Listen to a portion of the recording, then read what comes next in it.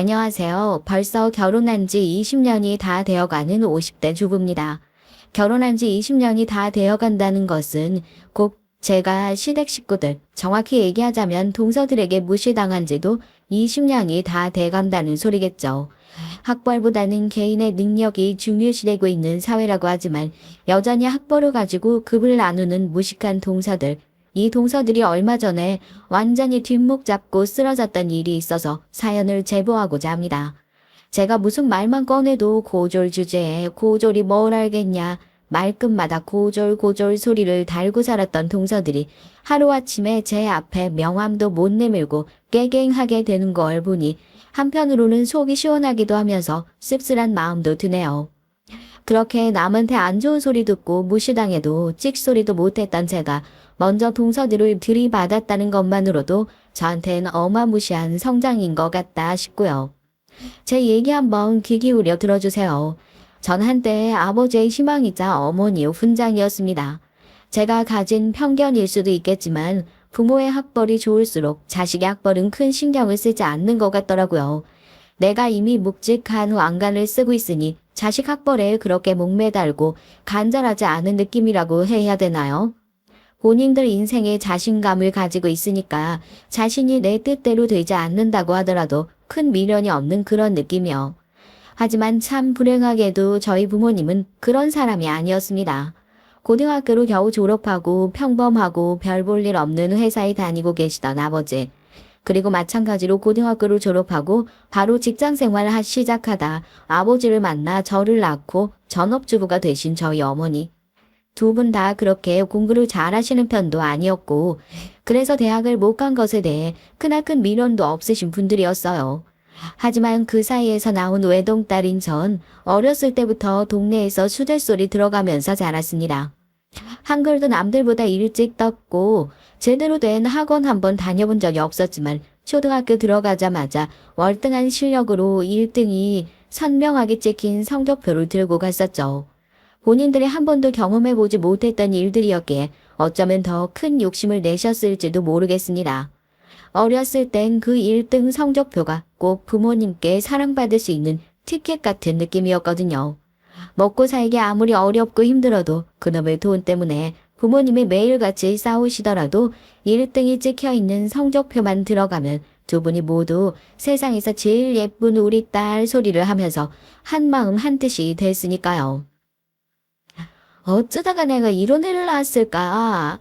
얘는 머리도 좋고 공부 잘하는 거 그거 죄다 나 닮아서 그런 거야. 내가 집이 조금만 더 살았어도 벌써 서울대에 들어가고도 남았을 거라고. 승연아, 넌 무슨 일이 있어도 엄마 실망시키면 안 된다. 알겠지? 너 이 정도 성적으로 만족하는 거 아니지? 사람이 항상 높은 곳을 보고 살아야 되는 거야. 겨우 이 정도로 만족했다가 조금만 더 큰 물 올라가는 고꾸라지고 그러는 법이다. 지금보다 훨씬 더 열심히 해야 돼. 알겠지? 만족을 모르시는 어머니. 어렸을 땐 부모님이 예뻐해 주시고 사랑받는 느낌이 좋아 공부에 매달려 있었던 것 같아요. 하지만 부모님께서는 어느 순간부터 조금씩 엇나간 사랑을 보여주시기 시작했습니다. 그 하나밖에 없는 희망인 딸이 1등을 놓치기라도 하면 세상에서 제일 예쁜 우리 딸은 온데간데 없이 불같이 화를 내시기 시작했죠. 아직도 기억에 나네요. 중학교에 올라가면서 첫 시험을 본 날이었어요. 그날 아침부터 몸이 너무 안 좋았거든요. 엄마, 나 진짜 배가 너무 아파서 그러는데 오늘 학교 안 가면 안 될까? 어제 밤부터 배가 살살 아팠는데 아침에 일어나니까 콕콕 쑤시고 너무 아파요. 응? 얘가 사춘기가 벌써부터 왔나? 너 오늘 시험 날인 거 몰라서 이래? 얘가 진짜 왜 이래? 아파서 병원 가면 시험은 어쩌려고? 첫 시험이야. 얼마나 중요한지 잘 알잖아, 어? 엄마가 시험 전에 음식 가려가면서 먹으라고 했지? 징징거리지 말고 얼른 가. 아파서 죽는 한이 있더라도 학교 가서 죽어. 그렇게 약해 빠진 소리나 해가지고 앞으로 네 인생에서 몇 번의 시험이 더 남아있는데 매번 이렇게 징징거리고 비겁하게 피하긴 하고 그럴 거니? 응? 그렇게 무서운 얼굴을 처음 봤었던 것 같아요. 전날 저녁에 정말 어머니 말대로 뭘 잘못 집어먹었는지 배가 살살 아프기 시작하던 게 아침에 딱 눈을 뜨니까 누가 배를 움켜잡고 걸레로 짜듯이 쥐어짜는 것 마냥 배가 아파오기 시작하더라고요. 이대로는 꼼짝도 못하겠다. 시험이고 뭐고 아파서 죽을 것 같아서 엄마에게 얘기를 꺼내니 차라리 아파서 죽는 게 낫겠다 싶을 정도로 어마어마한 잔소리가 쏟아지더라고요. 결국에 어머니는 아파서 죽겠다는 딸 등을 떠밀었죠. 죽어도 학교에서 죽으라고. 나약한 소리 하지 말라고요. 병원도 못 가고 그렇게 학교에 가서 펜을 잡았습니다. 얼마나 아픈지 눈앞이 어질어질 하더라고요. 어머 승연아, 너 이마에 땀이 세상에 일어날 수 있겠니? 아프면 손을 들고 얘기를 하지. 얼른 선생님 붙잡고 승연아 정신 좀 차려봐. 선생님이 다급하게 제 이름을 부르는 소리를 마지막으로 전 그대로 정신을 놓고 말았어요. 그리고 다시 눈을 뜬 곳은 병원이었죠. 무거운 눈꺼풀을 들어 올리니까 앞에 어머니의 모습이 보이더라고요. 누군가 심각하게 통화를 하고 있었어요.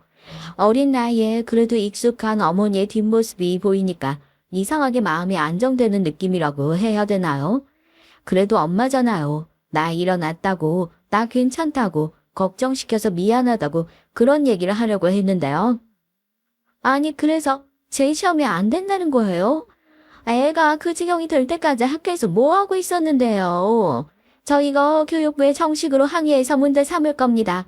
중학교 들어가서 애 첫 시험이에요. 나중에 과학고니 외고니 이런 데 갈 때 중학교 성적까지 다 보는 거 지금 선생님이 모르시는 거 아니죠? 왜요? 뭐 다른 학부모한테 돈이라도 받아먹은 거예요? 요즘 TV에 종종 나오죠. 진상 학부모요. 저희 어머니는 제가 어렸을 때부터 이미 그런 갑질에 너무나도 익숙해 있는 분이었습니다. 다 떠나서 링거 맞고 있는 얇은 팔뚝으로 그래도 어머니한테 어리광을 부리고 싶어서 팔을 뻗었는데 처음 들리는 소리가 저런 거니까 제 실망감은 이루 말할 수가 없죠. 아, 우리 어머니는 나를 사랑하는 게 아니구나. 내가 성적이 좋으니까 자기 트로피가 될 수 있는 딸을 원하는 거구나. 내가 더 이상 공부를 못하면 난 가족한테 버림받을 수도 있겠구나 하는 극단적인 생각까지 가게 됐어요. 그때부터 전 마음속으로 부모님과 점점 멀어졌던 것 같네요. 차마 어디다 속 시원하게 털어놓을 곳도 없고 티를 낼 수도 없더라고요. 가족들이 나한테 원하는 것을 해주자 그러면 되겠다 했던 거죠. 머리가 좋았으니까요. 뭐 그 정도 충격을 받는다고 성적이 떨어지거나 그런 일은 없었어요. 다행이라고 해야 되나요? 사실요, 어디다가 한 번도 속 시원하게 털어놓은 적도 없었는데요. 전 사실 애들을 너무너무 좋아해요. 그래서 애들 가르치는 선생님이 되고 싶었죠. 왜 학교에서 진로 확인서를 내잖아요. 나중에 뭘 하고 싶은지 선생님이라는 글자를 썼다가 지우개로 벅벅 지우곤 했죠. 부모님은 성적이 좋았던 제가 의사가 되기를 항상 원하셨고 그걸 강조하셨으니까요. 이유는 뭐 별거 없었어요. 부모님이 이루어보지 못했던 꿈이니까. 늘 좋은 성적을 받아오는 딸이 그 정도는 되어야 어깨를 펴고 살 수 있을 것 같으니까요. 매일 집, 학교, 학원만 쳇바퀴 돌듯이 계속 반복해서 지내고 학원을 마치고 집에 돌아오면 새벽까지 불을 켜놓고 공부를 했습니다. 피곤해서 조금만 일찍 자려고 뒤를 돌아서면 엄한 표정으로 서 있는 어머니와 얼굴을 마주해야 했죠. 어느 순간부터 제 성적은 가족들의 집착 대상이 되어버렸어요. 매일 마음속으로는 아슬아슬한 줄타기를 하고 있었던 것 같아요. 승연아, 너 지금 고생하는 거 잠깐이야. 엄마가 너 잘못되라고 이러는 줄 알아? 너 괴롭히고 싶어서 이러는 것 같아? 아니, 다 네 인생 잘 되라고 그러는 거야. 그러면 너도 네 아버지처럼 별 볼 일 없는 사람 만나서 엄마처럼 대강 이 정도면 만족스럽네 하면서 그렇게 살았으면 좋겠어? 난 내 딸은 절대로 그렇게 사는 걸 못 봐. 망한 인생은 엄마 하나로도 족하단 말이야. 그러니까 절대로 나약한 모습 보이지 말고 항상 똑바로 살아. 응? 네가 의대를 들어가서 의사 가운 딱 있는 순간 아하, 엄마가 울었구나. 엄마가 정말 감사한 분이었구나. 너 나한테 저울하면서 고마워하는 날 분명히 온다니까. 가슴이 답답하고 다 포기하고 싶은 날에도 어디 하나 속 편하게 터놓을 곳이 없더라고요. 마치 전 그 힘들어하는 것조차 허락되지 않는 사람이구나 느끼는 날이 많았어요. 그러면서 제 마음속은 천천히 병들어가고 있었던 것 같습니다. 겉으로 볼 땐 아무 문제 없는 사람이었죠. 공부도 잘하고 부모님 말씀도 잘 듣고 학교에서 사고도 치지 않는 그런 학생이요. 유일하게 제 속내를 털어놓을 수 있는 곳은 일기장이었습니다. 일기장엔 온갖 부정적인 말들만 가득했어요. 전부 다 포기해버리고 싶다는 얘기. 오늘 내가 얼마나 괴롭고 힘들었는지 말할 곳이 없었으니까 일기장에다라도 고자질하는 것처럼 그렇게 감정을 털어놓으면 조금은 울적한 마음이 해소가 되는 것 같기도 했었죠. 하지만 저의 그 작은 일탈조차 얼마 가지 못하고 막을 내리게 됐습니다. 학원을 마치고 집으로 돌아가니까 심각한 표정의 부모님이 거실에 앉아 계시더라고요. 여기 좀 앉아보라고. 그 앞엔 제 일기장이 있었습니다. 일기장을 황급히 빼앗아 숨기고 지금 뭐 하시는 거냐고, 왜 남의 일기장을 보냐고 소리를 쳤죠. 뭐, 남의 일기장? 여태까지 너 키우느라 개고생을 한 부모님 생각은 안 하고 남의 일기장? 너 아주 거기다가 소설을 써놨더구나. 우리가 너 공부하라고 등 떠밀었어? 부모님이 자식 잘 되길 바라면서 공부 좀 열심히 하라 한마디 한 게 그게 학대가 되니? 벌써부터 그렇게 나약한 정신머리를 가지고 나중에 피 튀기는 병원에서는 어떻게 일을 할 거야? 나 의사 안 될 거예요. 공부 안 하고 싶다고요. 한 번도 나한테 공부하고 싶냐고 진짜 꿈이 뭐냐고 물어본 적도 없었잖아요. 왜 난 다른 애들처럼 힘들어하는 것도 안 돼요? 제발요. 저 힘들어 죽을 것 같아요. 힘드는 것도 안 되고 일기에 힘들다고 쓰는 것도 안 되고 이것도 저것도 다 안 되면 차라리 병원이라도 다닐 수 있게 해주세요. 상담 받고 치료 받을게요. 저 진짜로 마음이 고장난 것 같단 말이에요. 네? 아, 누가 너한테 힘들지 말라고 했어? 힘들어 해도 된다고. 의사 되고 난 이후에 어디 부모 앞에서 정신 깔고 하겠다는 소리를 그렇게 쉽게 할 수 있어? 너 그거 교도소 빨간 줄이랑 똑같은 거야. 평생 너 정신병자라고 꼬리표 달리는 건데 그런 데를 보내달라고 지금 부모 앞에서 얘기를 해? 야, 우리는 너보다 더 힘들게 자랐어. 너 혼자 그렇게 유난 떨 일이 아니라고. 네가 오히려 너무 편하게 자라서 걱정 없이 커서 지금 배부른 소리 하고 있는 거야. 이거 다 의지의 차이다. 네가 마음을 굳게 못 먹으니까 자꾸 이상한 문제에서 틀리고 그러는 거야. 너 졸업해서 의사다운 딱 입는 순간 네가 원하는 게 뭐든지 하게 해줄게. 그럼 됐지? 그때까지만 딱 참어. 죽을 각오로 버티란 말이야. 다들 사랑하는 부모님이 있는 집으로 한시라도 빨리 돌아가고 싶다는 생각이 들었다는데 전 집 문을 열면 숨이 턱턱 막히더라고요. 어머닌 정신과에서 치료를 받는 것이 제 인생에 빨간 줄이 그어지는 거나 다름없다고 말씀하셨지만 전 오히려 집보다 더 감옥 같은 곳이 있을까 싶더라고요. 대학만 잘 가면 된다고, 의사만 되고 나면 원하는 건 뭐든지 다 하게 해준다고, 오히려 그 다음부턴 부모님을 기쁘게 해드리기 위해서 공부를 한 게 아니라 어떻게든지 이 지옥에서 하루라도 빨리 탈출하기 위해서 공부를 했던 것 같아요. 차라리 반항하고 집이라도 나오지 그랬냐 싶으시죠? 지금에 와선 그런 생각도 하죠. 내가 그때 차라리 제발 그만 좀 하시라고 다 뿌리치고 박차고 집에서 나오기라도 했으면 어땠을까 하고요. 그런데 그건 지금 와서나 할 수 있는 생각이죠. 부모님의 기대와 사랑을 한 몸에 받고 있었던 고등학교 시절의 전 그냥 그렇게 커온 사람이에요. 잘 프로그래밍된 프로그램이라고 해야 할까요? 아무리 집에서 부당한 일을 당해도 찍소리 한 번을 못하게끔, 그러면서 또 마음속으로 부모님이 정말 날 사랑하셔서 이렇게 신경을 써주시는데 내가 그런 사람들을 실망시키고 있구나 하는 죄책감. 내가 공부를 못하면 세상에서 정말 쓸데없는 사람이 되는 건 아닐까 하는 불안감. 온갖 부정적인 감정이 뒤섞이면서 공부밖에 할 수 없는 사람으로 자라고 있었던 거죠. 뭐 결과적으로 말씀드려서 부모님의 전략은 아주 성공적이었던 것 같아요. 그 딸이 정말로 찍소리 한 번을 못하고 부모님이 원하시는 것처럼 성공적인 길을 걷기 시작했으니까요. 그것도 그냥 성공이 아니었죠. 입학 때부터 예과 2년 내내 수석 자리를 놓치지 않았으니까요.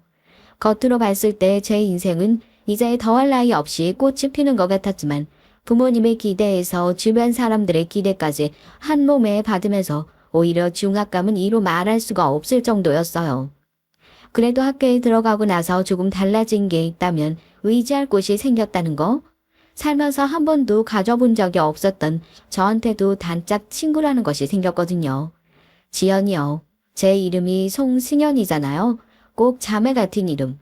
지연이는 우중충하고 늘 어두컴컴했던 저와 달리 성격이 밝고 사람들과 잘 어울려 지내는 친구였습니다. 쟤는 얼마나 행복한 인생을 살고 얼마나 걱정 없는 집안에서 자랐길래 저렇게 사람이 티 하나 없이 맑을 수가 있을까. 예과에서도 성적은 그렇게 좋지 않았지만 항상 주변의 사람들이 끊이지 않는 그런 친구였죠. 친해질 접점도 전혀 없었기에 둘이서 단짝이 됐다는 것이 아직도 믿기지 않지만 말이에요. 너 승현이지? 너 그렇게 공부만 하는 거 지겹지도 않니? 응. 넌 정말 나 만난 걸 행운으로 알아야 돼. 오늘 내가 대학생은 어떻게 노는지 제대로 알려줄 테니까 이 언니만 믿고 따라오라고. 어차피 본과 가면 공부는 질리도록 할 텐데 누가 예과에서 너처럼 죽자서저 공부만 하니. 자기를 만난 걸 행운으로 알라는 친구. 그 말은 정말 사실이었습니다. 대학에 와서도 부모님과 떨어져 지내는데도 공부밖에 몰랐던 저였고 매일 잠도 제대로 못 자고 공부를 하다 보니 코와 내 모세혈관이 예민해져서 툭하면 코피를 흘렸죠. 그날도 휴지를 대충 뭉쳐 코에 쑤셔 박아놓고 도서관에서 공부를 하고 있는데 누가 앞에서 저를 툭툭 쳐요. 지연이었죠. 학교에서 오며 가며 얼굴만 알던 사이였는데 매일같이 도서관에 틀어박혀 있는 제가 어지간히 안타까워 보였나 봅니다. 오늘도 자기가 제대로 놀아주겠다고 자기만 믿고 따라오라면서 저를 학교 밖으로 끌고 나가서 그날 처음으로 대학생처럼 신나게 놀았어요. 같이 스티커 사진도 찍고 애들 사이에서 유행이라는 식당도 같이 가보고 처음으로 맥주도 마셔보고요. 전 아직도 술을 안 마셔서 그걸 대체 무슨 맛으로 먹는지 모르겠지만요. 그렇게 지연이의 손에 이끌려서 얼떨떨하게 하루를 시원하게 놀고 나니까 거짓말처럼 마음이 편안해지더라고요. 그때부터 지연이는 제 인생의 탈출구 같은 존재가 되었습니다. 아직도 대체 왜 그렇게 수많은 사람 속에 둘러싸여 있던 친구가 절 선택했는지 모르겠지만 제 인생에서 여태 불행했던 이유가 그 친구를 만나기 위함이었구나 싶을 정도로 말이에요. 난 진짜 너만 보면 참 부럽다? 넌 대체 어떤 인생을 살았길래 그렇게 세상 걱정이라고는 하나 없어 보이는 얼굴을 할 수가 있는 거야? 나도 너처럼 살아봤으면 소원이 없겠어. 다 각각 사는 게 어려움이 있는 거 아니겠냐고. 서로가 되어보지 않으면 그런 거 절대 이해할 수 없는 거라고 씁쓸하게 웃으면서 얘기하던 지연인 본과에 올라오고 나서 집안 형편이 어려워지자 공부를 계속하는 게 힘들었다는 소문만 남겨둔 채 갑작스럽게 휴학을 하게 됐어요. 전화를 걸어봐도 전화가 정지됐다는 안내 멘트만 나오고 정말 세상에서 갑자기 훌쩍 사라지기라도 한 것처럼 그렇게 뿅 하고 사라져버렸다니까요.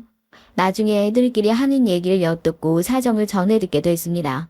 아버지께서 엄청나게 큰 사기에 휘말리셔서 집이 빚더미에 앉아 대학이고 뭐고 다 때려치워야만 하는 상황이라고요.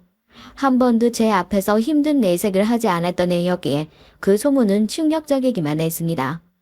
그렇게 가장 친했던 친구는 연락은 안 되고 있지만 어디선가 잘 살고 있겠지 추억 속으로 사라지게 됐고요. 전 다시 재미없고 답답한 일상으로 돌아오게 됐어요. 집, 학교, 도서관을 반복하며 돌아가는 쳇바퀴 같은 인생. 2주에 한 번씩 시험을 치고 의학과 4학년 2학기 경에 국가고시 실기시험 합격. 그 다음에 1월에 국가고시 필기를 보고 합격. 부모님이 그렇게 기다리셨던 의사 면허를 손에 얻고 졸업을 하게 됐습니다. 지연이라는 이름도 그때쯤엔 기억 속에 가물가물하게 사라지게 됐죠. 의사 시험만 합격하면 모든 게 내 뜻대로 될 줄 알았는데 여전히 힘들고 나아진 건 없었어요. 바로 서울대병원에 들어가 1년간 인턴 생활을 하고 저는 과 중에서도 제일 기피과였던 흉부외과의 레지던트가 되어 수련을 시작하게 됐습니다. 그때 전 의사로서 자격이 전혀 없었던 거나 마찬가지였죠. 눈앞에 누워있는 환자를 어떻게든지 살려내야 한다는 의지나 사명감 같은 건 전혀 갖고 있지 않은 채로 그저 내가 잘하는 것이 이것밖에 없으니까, 여태까지 의사가 되려고 길러지고 살아왔으니까 하는 마음으로 기계적으로 환자를 돌보는 것밖에 할 줄 모르는 기계 같은 의사였으니까요. 하지만 그렇다고 해서 별다른 선택지가 있는 것도 아니었으니 그냥 할 뿐이었죠. 전공의 2년차에 그 사건이 있기 전까지 말입니다. 지금 응급 환자 하나 들어오고 있거든? CT만 찍고 온다고 하니까 수술실이랑 빨리 준비해. 교통사고 환자고 외상은 거의 없는데 장기 손상이 의심된다고 하거든. 매일같이 제일 아픈 사람이 왔다 갔다 하는 길목에 있었던 전 긴급한 환자가 들어왔다는 그 소식에도 그다지 놀라지 않았어요. 여기 뭐 긴급하지 않은 환자가 어디 있나 싶고요. 하지만 환자 정보를 확인하는 순간 전 그대로 다리에 힘이 풀려 주저앉을 뻔했습니다. 익숙한 그 이름과 나이를 보고 설마 했었어요. 세상에 이름 같은 사람이 얼마나 많은데 나와 동갑인 사람 중에 지연이라는 이름을 가진 사람이 한둘이 아닐 텐데 하고요. 제발 아니어라 하는 그 간절한 기도는 침상에 실려온 친구의 얼굴을 보자마자 그대로 무너지고 말았습니다. 넋이 나가버린 채로 대학 시절 동기였다 얘기를 하니 수술실에서조차 들어오지 못하게 하더라고요. 대체 그동안 무슨 일이 있었는지 모르겠지만 왜 저렇게 엉망진창이 된 모습으로 병원에 찾아온 건지. 상황을 확인하기 위해 병원으로 달려온 경찰들의 입을 통해 그 끔찍한 사고는 지연이가 스스로 6차선 도로에 뛰어들었기 때문에 발생한 것이라는 걸 알고 더욱 패닉 상태에 빠졌어요. 숨도 제대로 쉴 수가 없더라고요. 그때 학교를 관뒀을 때 어떻게든지 친구를 찾아서 한 번이라도 더 들여다봐 줬다면, 내가 이 애를 도와주었더라면, 심지어 이렇게 사고가 나서 병원에 실려왔는데도 내 손으로 아무것도 할 수 없는 그런 무력한 사람이 감히 의사라는 타이틀을 달고 산다는 게 자괴감이 느껴지고 괴로웠습니다. 친구는 결국 수술실 밖에 무사히 건강히 나오지 못했어요. 장기 손상이 워낙 심했던 상태라 실어를 잡지 못해서 결국 수술실에서 세상을 떠났다고 하더군요. 대체 뭐가 그렇게 힘들었기에 스스로 삶을 포기할 수밖에 없었을까? 누구보다 밝고 사람들을 잘 챙겼었던 그 애가 정작 그렇게 스스로를 놓아버리는 순간에 아무도 곁에 없는 채로 쓸쓸한 마지막을 맞이했다는 것이 가슴 저리게 미안하고 괴롭기만 했습니다. 그게 뭔가 방아쇠가 됐던 것 같아요. 부모님의 꿈대로 의사가 됐지만 아무도 지킬 수 없는 사람, 아무것도 할 수 없는 무력하고 한심한 인간. 자려고 누우면 지연이의 얼굴이 천장에 그려지면서 저를 꼭 꾸짖고 책망하는 것만 같았습니다. 네가 도와주기만 했어도, 네가 그때 나 어떻게 사는지 봐주기만 했었어도 나는 살 수 있었는데. 그 뒤로 지독한 우울증을 앓게 됐죠. 병원 입구에 딱 들어서면 아픈 사람들의 얼굴이 모조리 제 친구의 얼굴로 보일 정도로 괴롭고 힘든 시간이었습니다. 병원이란 곳은 결코 작은 실수도 용납할 수 없는 공간이었죠.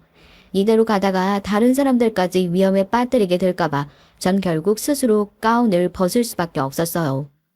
병원에 관뒀다는 일방적인 제 통보에 어머닌 제 뺨을 올려붙이고 멱살을 붙잡고 울부짖으면서 네가 제정신이냐 소리를 지르셨죠. 반항조차 하지 않았어요. 제가 그 병원에 있으면 나만 죽는 게 아니라 내가 보는 환자들 다 어떻게 할까봐 그래서 그랬어요. 나 정말 나 너무 살고 싶지가 않아.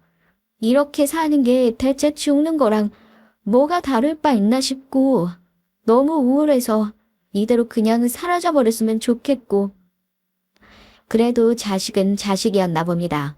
텅 비어버린 눈으로 눈물 한 방울도 흘리지 않고 대체 이렇게 사는 게 무슨 의미가 있는지 모르겠다. 다 그만하고 싶다 얘기를 하니 그제서야 저희 부모님도 덜컥 겁을 먹으셨던 것 같아요. 여태까지 제가 하는 소리는 그냥 배부른 자식의 투정 정도로만 들으셨는데 뭔가 다르구나. 얘가 진짜 잘못될 수도 있겠구나 하는 걸 직감적으로 눈치채신 거죠. 두 분이서 새벽까지 내내 울고 불고 싸우고 하다가 결국 어머닌 저에게 교도소 빨간 줄이나 다름없다던 정신과 진료를 시작하게 됐습니다. 그래도 하나밖에 없는 자식을 살리고 싶으셨을 테니까요. 약을 먹고 대부분의 시간은 우울한 생각을 피하기 위해 잠들어 있으면서 지냈어요. 그렇게 잃어버린 시간들이 무려 2년이에요. 그렇게 모든 것을 포기했던 제가 다시 일어날 수 있었던 이유 역시 세상을 떠난 제 친구였습니다. 아무리 힘들고 밖에 나가기 싫어도 친구의 기일이 되면 친구가 있는 납골당에 가서 인사를 하던 저였어요.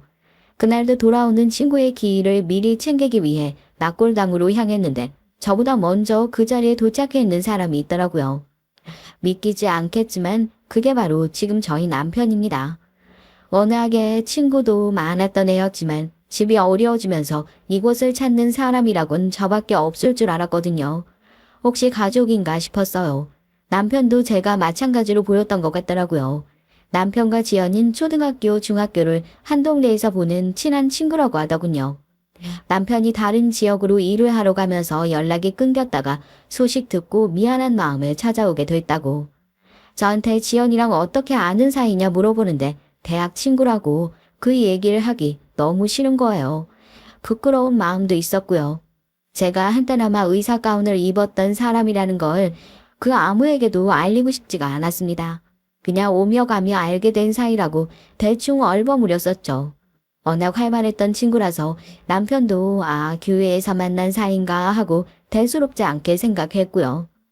서로 같은 추억을 공유하고 있는 사이라 그런지 납골당에서 연락처를 교환하고 난 이후로 친구의 얘기를 한다는 핑계로 남편과 엄청나게 가까워졌어요. 저도 남편 덕분에 집 밖으로 조금씩 나오기 시작했고 부모님도 그런 제 변화를 굉장히 긍정적으로 보셨던 것 같습니다. 어느덧 연인이 된 저에게 차라리 이렇게 된 거 그 사람한테 시집가라고 등을 떠미셨죠. 너 우울증으로 병원 다녔던 거 얘기한 거 아니지? 무슨 일이 있어도 평생 그런 건 비밀로 해야 한다고. 괜히 책 잡히기만 하고. 난 네가 그러고 있어서 결혼도 못할 줄 알았는데 이게 얼마나 다행인지 모르겠다. 서울대 의대를 졸업했다는 것, 의사를 하다가 관뒀다는 것, 결혼을 앞둔 남편에게 얘기하지 말자는 의견은 다행히 엄마와 저 모두 동의하는 바였죠. 물론 이유는 달랐지만 말이에요. 엄만 서울대 의대까지 나오고 전공의 준비를 하고 있던 딸이 우울증으로 그걸 제 발로 박차고 나왔다는 것이 부끄럽고 창피해서였고, 전 그런 얘기를 꺼내서 또다시 누군가의 기대를 받게 된다는 것이 무서워서였지만요. 다행히 남편은 큰 편견 없는 사람이었고 고등학교를 졸업하고 일을 하다가 집에서 쉬고 있었다는 저의 어설픈 거짓말에도 대학이 뭐 그렇게 중요하냐 얘기를 하면서 더 이상 얘기를 꺼내주지 않는 고마운 사람이었습니다. 시부모님께서도 내 아들이 좋다는 사람이면 학벌이든 집안이든 뭐가 중요하겠냐고 별다른 반대 없이 허락을 해주셨고요. 정말 감사하죠. 그런데 모든 시댁 식구들이 남편과 시부모님 같았던 건 아니었습니다. 결혼을 하고 나서 저는 다시 견디기 힘들고 답답했던 그 굴레 안에 제 발로 걸어 들어온 것 같은 느낌을 받았어요. 바로 동서들 때문이었죠. 상견례 자리 못 가서 얼굴은 처음 보는 거죠? 어머, 근데 예상했던 거랑 조금 다른 느낌이긴 하다. 난 고졸이라 그래서 얼굴이 엄청 예쁜가 했었거든. 왜 요즘 취집하는 스타일 그런 사람들인 줄 알았는데 생각보다 그런 스타일이 아닌가 봐. 살림을 되게 잘하나? 홍어, 형님도 참. 취집할 스타일은 누가 봐도 아닌 것 같은데요? 처음에 시댁에 인사하러 갔을 때도 시부모님이 계시는 자리라 그런지 동서들이 별 얘기 없이 조용히 넘어갔었고, 상견례 때도 각자 부모님만 모시고 서로 인사를 했으니까 동서들의 인성이 개차반인지 어떤지 알 턱이 없었죠. 동서들이 본격적으로 자신의 인성을 드러내고 손톱을 드러내기 시작한 것은 제가 시집 오고 난 이후였습니다. 둘째 며느리거든요. 윗동서 아랫동서 사이에 꼭 껴서 그야말로 전 샌드위치 같은 이 시집살이를 했다. 이렇게 얘기할 수 있을 것 같아요. 사람이 사람 미워하고 싫어하는데 이유 있겠냐만 저희 동서들의 이유는 확실했습니다. 제 학벌 때문에요. 어떻게 이런 기가 막힌 인연이 다 있나 싶은데 저희 동서들 모두 서울대학교 출신이랍니다. 시집오고 나서 둘이 그 사실을 알고 시댁에서 동문 만났다면서 아주 끈끈한 사이가 됐나 보더라고요. 둘이서 기대에 가득 찬 눈으로 그래서 동선 어느 대학 나왔냐 물어보는데 거기다 대고 차마 서울대 의대 나왔다 이 얘기를 못 하겠는 거예요. 한때 의대까지 나오고 의사까지 하고 있으면 뭐해요? 지금은 우울증으로 일까지 관두고 아무것도 못하고 있는 신세인데 오히려 그게 더 조롱거리가 될까 봐서 사람들 앞에서 학벌을 자꾸 숨기게 되더라고요. 그거 가지고 그렇게 자랑하고 싶은 마음도 없었고요. 또 자존심 강한 저희 어머니께서 처음에 상견례 할 때부터 제가 고등학교까지만 졸업하고 외국으로 대학을 가려다 하고 싶은 공부가 따로 생겨서 대학을 안 가게 됐네 어쩌네 하도 얘기를 잘 해놓으신 통해요. 시댁 식구들은 그냥 절 고졸이라고 알고 있는 거예요. 병원 다니는 기간 동안 공백이 있으니까 괜히 그런 얘기 말고 그냥 어디 외국 나가서 여행도 다니고 공부도 하고 그랬다고 하라고. 부모님까지 그러시는데 제가 무슨 수가 있겠어요. 저도 그냥 어찌어찌 그 거짓말에 동참해 버리게 된 거죠. 남편이랑 시부모님께선 이해심이 많으셔. 사람이 뭐 대학 나와야 잘 사는 것도 아니고 그동안 식견 넓히고 했으면 된 거다. 이렇게 말씀해 주시는데 저희 동서들은 그걸 또 가만 넘어가질 않더라고요. 동서들과 처음 인사하는 자리 며느리들끼리 시간을 보내자면서 살갑게 제 팔짱을 끼고 밖에 카페나 갔다 오자고 그러더니 자리에 앉자마자 하는 소리가 그거예요. 막내 동서가요. 형님 그러면서 진짜 고졸인 거예요 하더라고요. 순간 벙쪄서 아무 말도 못하고 있으니까 자기들끼리 하하호호 웃으면서 아무리 봐도 취직할 스타일은 아닌데 어쩌다가 이런 사람한테 꽂혀가지고 결혼을 했을까 하면서 정말 아무렇지도 않게 저를 앞에 두고 자기들끼리 낄낄거리는 거 아니겠어요? 살면서 친구들이랑 어울려 다닌 적도 없었고 그래서 불필요하게 괴롭힘 당하거나 할 일도 없었던 것 같은데 살면서 이런 조롱을 눈앞에서 대놓고 받아본 게 그때가 처음이었었다니까요. 와, 이게 집단 괴롭힘이구나. 너무 당황스럽고 어이가 없어서 말도 안 나오더라고요. 동서들은 벙쪄 있는 제 표정을 보더니 아유 그냥 한 소리라고 장난이라고 정말 대수롭지 않게 넘어가서 더욱 어이가 없었고요. 동서, 설마 우리를 진짜 그런 사람으로 보는 거 아니지? 요즘에 학벌 가지고 사람 무시하는 사람들 어디 있다고. 배운 사람일수록 더 너그러운 마음으로 베풀어야 하는 법 아니겠어? 하여튼 너무 자격지심 갖지 말고 당당하게 살아. 그래도 나중에 아이 생각이랑 하면 늦었지만 뭐 평생 교육원이나 사이버 대학이나 이런 데라도 나와야 하는 거 아니야? 설마 평생 집에서 살림이나 하고 살 거 아니지? 그거 남편한테도 진짜 못할 짓이야 저기. 그건 저희 부부 사이에서 알아서 할 문제인 것 같아요 형님. 제가 마음 여유 되고 시간 되고 하면 그런 건 알아서 찾아볼게요. 걱정해 주신 건 감사해요. 조금 더 말하면 울겠다고 자기는 진짜 무시한 거 아니니까 나중에 시댁 가서 얘기 이상하게 전하지 말라던 형님. 그때부터 지독한 왕따의 시작이었습니다. 두 동서들은 시댁에 모일 때마다 무슨 동문회 모임이라도 갖는 것처럼 얼마나 친하고 살갑게 구는지 제가 그 두 사람 사이좋게 지내는 걸 질투하는 것도 아닌데 사람을 어찌나 쏙 빼놓고 따돌리고 하는지 생전 그런 마음 가져본 적도 없는 저도 울컥할 정도였다니까요. 핑계도 좋아요. 전 자기들이 하는 것을 별로 좋아하지 않을 거다. 시댁 식구들이 둘째 내도 잘 챙겨라. 둘째 아간 같이 안 가냐 이런 얘기를 하실 때마다 또 자기들이 나쁜 사람 되기 싫으니까 아유 동생 이런 거 별로 안 좋아해요. 동서는 이런 거 잘 모르지 하면서 은근히 사람을 무시하고 깎아내리는 거 있죠. 둘이 무슨 즐거운 얘기를 하다가도 제가 대화에 끼기라도 하려면 조용해지질 않나. 문을 쓱 닫고 들어가질 않나. 초반에 동서들이 그 짓거리 하는 걸 저희 남편이 알게 돼서 집에서 한번 크게 난리를 피웠던 적도 있어요. 자기 마누라 무시하는 건 곧 자기 무시하는 거나 마찬가지라고요. 비단 동서들만 그러겠습니까? 아주버님이나 시동생도 은근히 자기 마누라 말만 듣고 절 무시하는 게 있으니 덩달아 저희 남편까지 무시하려 들더라고요. 그래도 그렇게 난리를 피워놓고 나니까 적어도 남편이 있는 데서만큼은 조심하는 척을 하는 거고요.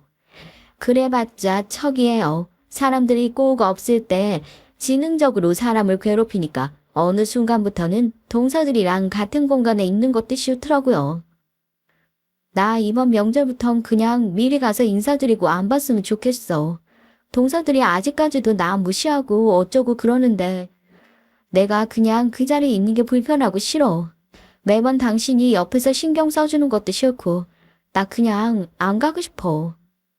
그래, 당신이 그게 편하면 당신 편한 대로 해야지. 원래 시댁 식구들이랑 멀리 지내야 좋은 법이라고 하잖아. 당신 이 형수랑 재수 씨 때문에 스트레스 받는 거 나도 알고 있어. 사람이 원래 그렇게 생겼잖아. 이기적이고 잘난 맛에 사는 사람들. 나도 처음에 우리 식구로 받아들일 때 그렇게 꼴 보기가 싫었는데 당신은 어땠겠어. 그래, 우리 속 편하게 얼굴 보고 살지 말자. 남편한테 기어이 얘기를 했죠. 난 동서들이랑 진짜 엮이기가 싫다. 할 수만 있다면 평생 얼굴 안 보고 살고 싶다는 생각도 한다. 워낙 결혼 초반에 스트레스 받은 것도 잘 알고 있고 하니까 남편도 제가 싫다면 본인도 싫다면서 정말 중요한 집안 행사가 아니면 안 간다 얘기를 했죠. 한 1, 2년 동안은 동서들이 자기들 더러운 감정 쏟아낼 사람이 없어져서 그러는 건지 아니면 3분의 1씩 나눠서 했던 일들을 혹시라도 더 하게 될까봐 그러는 건지 며느리가 됐으면 명절에 꼬박꼬박 와야지 무슨 잔꾀를 부리는 거냐고 한 소리 하더라고요. 참 다행히도 그때 저한테 딸이 생겨가지고요. 임신까지 해서 안정을 좀 찾아야 한다 핑계 삼아 안 갈 수 있었다니까요. 20년의 결혼 생활 동안 두 동서들을 피해 다니는 방법은 딱 하나. 똥이라 생각하고 더러워서 피하자는 심산으로 멀리 지내는 것 그거 딱 하나뿐이었다니까요. 딸을 낳고 나서도 자연스럽게 시댁과 멀어지게 됐고요. 제가 당한 게 있어서 그런지 저희 딸한텐 공부 열심히 해라 한 번도 잔소리를 한 적이 없어요. 워낙 본인이 알아서 잘하기도 했고요.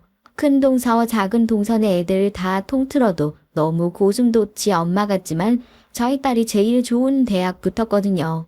그걸로도 시샘이 아주 엄청났을 거고요. 동서, 이번에 예은이도 그렇고 우리 주원이도 대학 들어가잖아. 이제 애들도 다 키워놨으니까 서로 얼굴 보고 살아야지 않겠어? 예은이 좋은 대학 들어갔다며? 식구들끼리 그렇게 좋은 일 있으면 불러서 대접도 하고 축하도 받고 그래야 되는 거야. 그래서 말인데 이번 주말에 자기네 집에서 예은이 대학 합격 축하 파티 겸 다 같이 밥이나 먹자고. 응? 그런 걸로 알고 있을게. 전화를 끊자마자 한숨이 푹 나오더라고요. 또 저렇게 막무가내로 밀어붙이시는 걸 보니까 와서 기어이 한 소리 해야 속이 시원해져서 그런가 보다 하고요. 썩 내키진 않았지만 딸 대학 축하 파티 겸 해서 시댁 식구들 다 같이 불러 밥 한번 사려고 생각은 했던 터라 그래 차라리 빨리 하고 끝내버리자는 마음으로 연락을 했어요. 또 안 불렀다가 친정만 부르고 시댁 식구들은 뒷전이네 어쩌네 그런 소리 듣기 싫어서요. 그렇게 주말 저녁 정말 오랜만에 두 동서들을 포함한 시댁 식구들이 모두 한자리에 모이게 됐습니다. 뭐 좋은 의도로 모이자고 한 게 아닐 거라는 거 정도는 예상하고 있었지만 식사가 끝나갈 무렵 큰형님이 저희 애한테 다정하게 말을 붙이시더라고요. 언제부터 저렇게 살갑게 대하셨다고 했는지 제 딸한테도 대뜸 그래요. 그래도 예은이는 엄마 많이 안 닮았나 보다. 그치? 엄마는 고등학교 졸업까지밖에 못했는데 넌 확실히 이 집 식구들 머리가 있어가지고 얼마나 다행이야. 큰엄마, 지금 저희 엄마 무시하는 거예요? 저 엄마 닮아서 머리 좋은 거 맞고 아무리 큰엄마라고 하셔도 저희 엄마한테 그렇게 함부로 말씀 안 하셨으면 좋겠어요. 똑 부러진 저희 딸이 왜 절 무시하냐면서 큰형님에게 따지고 들었고 그 얘기를 들은 시댁 식구들도 큰형님에게 다들 한마디씩 하더라고요. 애들 앞에서 못하는 소리가 없다고요. 큰형님은 자기는 그런 의도로 얘기한 게 아니라 머리 좋다고 칭찬한 건데 왜 그렇게 사람 말을 꼬아서 듣냐면서 저희 딸애한테 짜증을 내시더라고요. 제 욕하는 건 그래 못 들은 척하고 말자 하고 참을 수 있어도 제 딸한테까지 싫은 소리 하는 거 저 그건 못 참겠더라고요. 형님, 애가 바보도 아니고 얘가 들었을 때 저 무시하는 것 같고 기분 나쁘니까 그렇게 얘기한 거죠. 축하해주러 오셨으면 그냥 축하만 해주시고 가시면 안 되겠어요? 꼭 그렇게 가족들 다 같이 모여서 식사하고 있는 자리에서 절 깎아내려야 속이 시원하신 거예요? 그리고 얘 누가 뭐라고 해도 저 닮은 제 딸이에요. 아무리 엄마 무식하다고 하는데 기분 안 나쁠 자식이 세상에 어디 있다고요. 이런 소리 하실 거면 저희 집 오겠단 말씀도 마세요. 한 번도 동서들이 그런 얘기를 할 때 반박한 적도 없었던 저였기에 발끈해서 한마디 하니까 두 동서들도 굉장히 당황한 눈치더라고요. 이제 보니까 저를 닮은 게 맞다느니 엄마 닮아서 좋은 말을 해줘도 고스란히 듣지도 못하고 버럭버럭 화를 낸다느니 싸가지가 없다느니 아주 난리였죠. 시부모님께서도 죄송하다고 이쯤에서 자리 정리하는 게 좋을 것 같다고 더 험한 꼴 보느니 그냥 이 사람들 빨리 우리 집 밖으로 내보내자 했는데 그때 막내 동서가 옆에서 한마디를 거둔 거예요. 완전히 불난 집에 부채질을 한 거였죠. 고졸인 동서가 뭘 하겠어요. 저런 사람한테 어떻게 형님 하라고. 아우. 막내 동선 대뜸 싸가지 없게 얘기를 하니 저희 남편 얼굴이 불그락불그락해지고 시동생도 눈치를 보면서 개념 없는 자기 마누라를 말리고 있는데 제가 거기서 식탁 팍 박차고 일어났습니다. 그리고 안방으로 들어가서 옷장 깊숙한 곳에 감춰두었던 의사 시절 입던 가운을 챙겨 입고 의사 면허증 가지고 부엌으로 나갔죠. 그리고 면허증 액자를 큰 형님에게 팍 집어 던졌습니다. 막내 동서랑 둘이 딱 붙어서 면허증 보고 있던 두 동서들이 소스라치게 놀라면서 제 가운을 막 붙잡고 보더라고요. 뭐? 서울대학교 병원 동서가 의사였었다고? 아니 무슨 이런 말도 안 되는 어떻게 다른 병원도 아니고 서울대학교 병원 의사라니 이게 말도 안 되는 소리지. 두 분 서울대학교 동문이라고 그렇게 자랑하시더니 전 서울대학교 의대 출신이에요. 학벌 가지고 사람 무시하는 거 저도 이제 지긋지긋해서 더는 숨길 이유도 없겠어요. 왜요? 그렇게 고졸이라고 무시했던 제가 서울대학교 의대 졸업해서 서울대 병원에서 일했다 하니까 안 믿겨지세요? 큰형님이 그러셨죠? 대한민국은 원래 학벌 가지고 줄 세우는 사회라고. 학벌이 뒤떨어지면 서열도 낮아지는 거라고요. 그러면 이 중에서 학교는 제가 제일 나은 것 같은데 그러면 형님이랑 동서 나보다 아래에 있다고 생각해도 되는 거 맞죠? 제가 당당히 따져 물으니까 두 사람이 뭐 할 말이 있겠어요. 창피함에 얼굴이 새빨갛게 달아올라가지고 동서가 여기 나왔을 줄 몰랐다느니 왜 진작에 말을 안 했냐느니 하다가 이제 나중엔 죽어도 제가 자기들보다 학벌이 좋다는 걸 인정하기 싫은지 의사 면허증이며 졸업장이며 이거 다 가짜로 만들어낸 거 아니냐고 의심까지 하더라고요. 사람이 얼마나 밑바닥까지 보여주는지 기가 막혀서 제가 형님한테 동문회 전화번호 찍어주면서 그랬어요. 전화해 보시라고요. 대신 동문회에 전화해서 제가 졸업생인 거 확인되면 그땐 제대로 인정하시고 이제 형님이 저한테 형님 소리 하시는 거예요. 아시겠어요? 왜요? 그건 또 자존심 상해서 못 하시겠어요? 형님 좋아하는 학벌로 저도 줄 세우게 한 건데 뭐가 그렇게 억울하세요? 형님, 저 정도 당당한 거면 저거 진짜 졸업장인 거 아니에요? 형님이 분명 저한테 둘째 형님 고등학교만 겨우 졸업했다고 그렇게 얘기하셨잖아요. 이게 얘 그렇게 무슨 망신이야 대체? 형님이 다 책임지세요. 전 모르겠으니까요. 야, 이제 와서 무슨 나만 잘못한 것처럼 또 발을 쏙 빼고 있어. 고졸밖에 안 됐다고 먼저 수준 안 맞는다고 따시키자고 했던 건 너잖아. 하여튼 서울대 나온 것들 중에 사회성 떨어지는 것들이 많다고 하더니 동서도 가만 보면 딱 그런 케이스인 것 같더라. 뭐요? 사회성이 떨어져요? 그건 형님 얘기 아니고요. 진짜 기가 막혀서. 생전 저한테 형님 소리 한 번도 안 했던 막내 동선 이제 와서 제 학벌 알고 나니 자기가 원래 목표가 애들 서울대 의대 보내는 거였다면서 저한테 시간 날 때 자기가 밥도 사고 뭐도 사고 할 테니까 애들 교육 어떻게 시키는지 좀 알려주시면 안 되겠냐 그러더라고요. 참 벨도 없는 사람들이다 싶었죠. 애들 사교육에 돈을 어마어마하게 쏟아붓고 있는데 도무지 결과가 나오지 않는 막내 동선, 제가 무슨 구세주처럼 보였는지 그동안 무시했었던 건 마치 큰형님 혼자 했다는 것처럼 안면 몰수하고 또 저한테 친한 척을 하는 게 아니겠어요. 그 모습 보고 시댁 식구들 다들 기가 차고 어이가 없는지 지금 뭐 하는 거냐고 그러고 있었고요.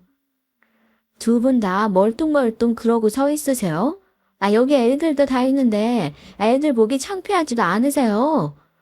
아, 어떻게 자식 키우는 엄마들이 애들이 뭘 보고 배우라고 가족 중에 고졸이 있다고 고졸은 무시해도 된다. 대한민국은 학벌이 전부다. 이렇게 하고 있어요. 그거 진짜 애들 앞에서 부끄러운 짓이에요. 제가 설령 고등학교까지밖에 못 나왔다고 하더라도 전 당당합니다. 그래도 전 제 자식 앞에서 그렇게 사람 금 나누고 줄 세우는 한심한 사람은 아니니까요. 제 말이 끝나자마자 큰형님 네 시조카가 기다렸다는 듯이 한마디 하더라고요. 엄마 그렇게 안 봤는데 너무 무식한 사람인 것 같다고. 제가 100마디 말하는 것보다 자식이 한마디 하는 게 더 타격감이 크지 않겠어요? 어떻게 엄마한테 그런 소리를 할 수 있냐. 아주 얼굴이 울리기 직전이었다니까요. 가관이었죠. 나한테 그렇게 사람 차별하면 안 된다고 외국인도 차별하면 안 된다 그러더니 그거 다 말뿐이었어? 지금 이렇게 됐으면 작은 엄마한테 먼저 죄송하다고 사과드리는 게 맞는 거야. 가족들 다 보는 앞에서 나 대학 축하해준다고 그러더니 이게 무슨 창피냐고. 아니 치원아, 엄만 그게 아니라. 그래 동서, 내가 너무 몰랐네. 난 동서가 그냥 고등학교만 졸업했다고 생각하고 우리 말은 다 이해 못할 것 같아서 그랬던 건데 기분 상한 거 있으면 그냥 풀고 조용히 넘어가 주면 안 될까? 앞으로는 그런 일 없을 테니까. 형님, 동서 똑똑히 들으세요. 저희 다 같이 애들 키우는 입장인데 제발 자식 보는 앞에서 쪽팔린 짓은 하지 말자고요. 고등학교까지 졸업한 게 쪽팔린 게 아니라요. 고등학교 졸업했다고 무시하는 그거. 그게 진짜 쪽팔린 짓이에요. 아시겠어요? 시부모님께서도 그런 두 동서들을 세워놓고 따끔하게 혼을 내셨고 자식들 앞에서 부끄러운 꼴 보인 두 동선 저한테 짤짤매면서 그제서야 제대로 사과를 하더군요.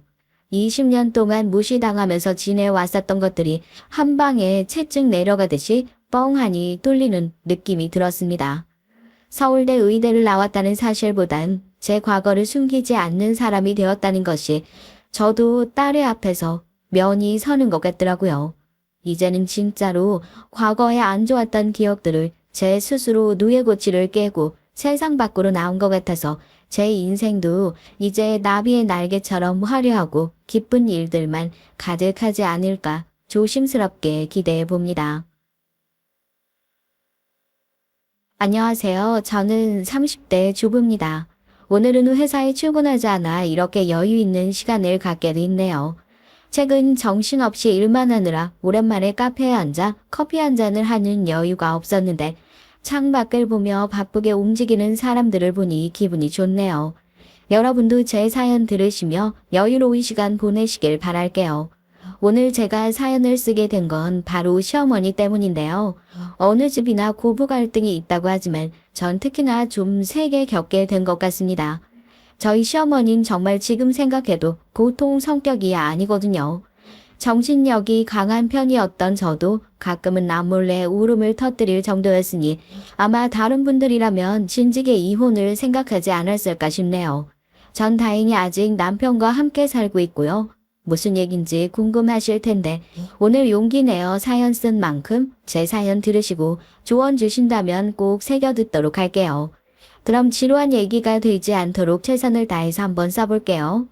전 3남 1녀의 장녀로 태어났는데 저희 때만 해도 집안에 4명의 아이들이 있다는 건 다둥이 집안에 속했어요.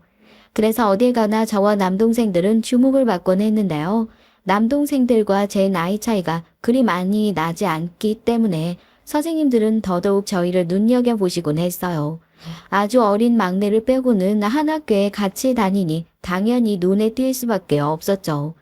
특히나 아직도 기억나는 초등학교 2학년 때 담임 선생님, 박민숙 선생님은 저희들을 이뻐하셨답니다.